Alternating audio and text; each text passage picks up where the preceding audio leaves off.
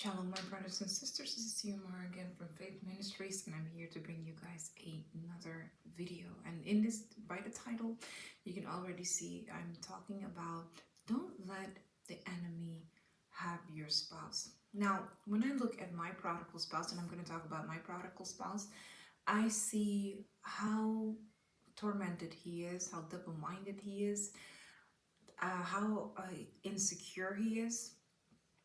Um, I also saw a lot of jealousy, anger, rage in my spouse.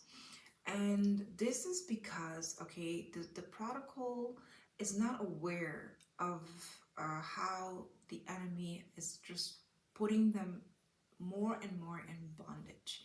Okay, the prodigal's not aware of that. But you, as the believer, the believing spouse, the standing spouse, who was standing in prayer, you can see all of this. Okay, and I just refuse to let the enemy have my spouse, and that's why I can't really stop standing in prayer anymore. I can't really walk away from this anymore. I don't. I'm not going to never ever do that. I'm just going to keep standing until my spouse gets his deliverance, and until the Lord gets to my spouse, I'm going to keep standing on my post. I'm not giving up on this person.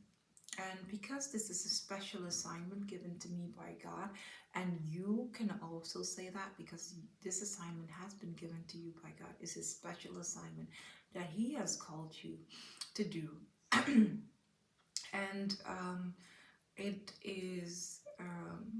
would be hard for me to actually walk away from this and not look back. I couldn't do that. So, and because I know how much my spouse is being tormented, how much my spouse, how I just know that my spouse is not in his right mind. That's what I meant to say. It just makes me want to stand even more and stand even longer if I have to, because I just don't want the enemy to have my spouse. I just can't. I just can't let that happen. I don't know how you guys see it, but that's how I see it. I just can't let that continue to happen. So if me standing will get my spouse back into the right mind, and just allowing the Lord to get to him, true, because I'm standing in prayer because of my prayers, then yeah, I will stand a long time. Maybe if I have to stand longer, maybe a few more years, I don't mind it. I don't really think about time anymore anyway. So I stand as long as I have to for this person. But when I look at my spouse and I see the devastation, and you see the destruction, you see everything that is happening within this person, and and you see that this person is really not in their right mind, it just makes you feel very, very, you get a lot of compassion for this person. You get the patience to deal with this person. You understand, what they might be going through, and you know what the cost is of this, okay? Um, and all you can do is really hope and pray and trust that God will get to them. And He will, because, God told you to stand in prayer. So God is going to move on behalf of your prayers. All you have to do is keep standing. But when I look at my prodigal, I feel very, sometimes I sit and think about him, and I feel very sad. And I just refuse to let the enemy have a field day with him, okay? Not on my watch, not while there is breath in my body, not while I can still pray and do all of these things.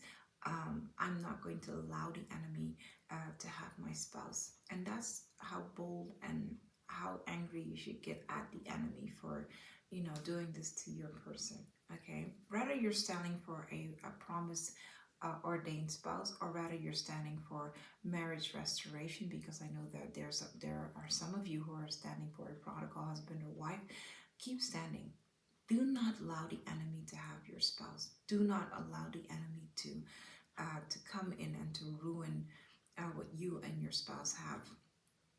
Okay, And I'm talking specifically about the people who are standing now for marriage restoration. I'm talking to you. Do not allow the enemy to come into between what you and your spouse have. Okay, even if you're at the brink of the divorce, keep standing. Keep trusting the Lord. Okay, keep trusting God, and keep standing. And to my God ordained spouses, who God has shown you your future spouse, your prodigal spouse, also keep standing. Trust the process, trust God, and trust that it all is going to work out together for your good. But refuse, and with fire, refuse to let the enemy have your spouse, because I remember when I was in the world and I was lost, and when I went to God and everything was made clear to me, um, how that felt, and I want that for my person. Okay, I want that for my prodigal. I want that to happen for my prodigal. And the only way it's going to happen if I continue to stand in prayer and God moves on behalf of those prayers. So I trust God. I trust His process. I trust what He said to me. I know that this is going to come around full circle. My spouse and I will reconcile. We will be back together again, and this time for good. I'm here to just say to you, don't let the enemy have your spouse. Don't give up. I know that it's overwhelming. I know it doesn't feel good. I know it doesn't look right. I know the embarrassment. I know the betrayal. I know all of the things. But don't give up.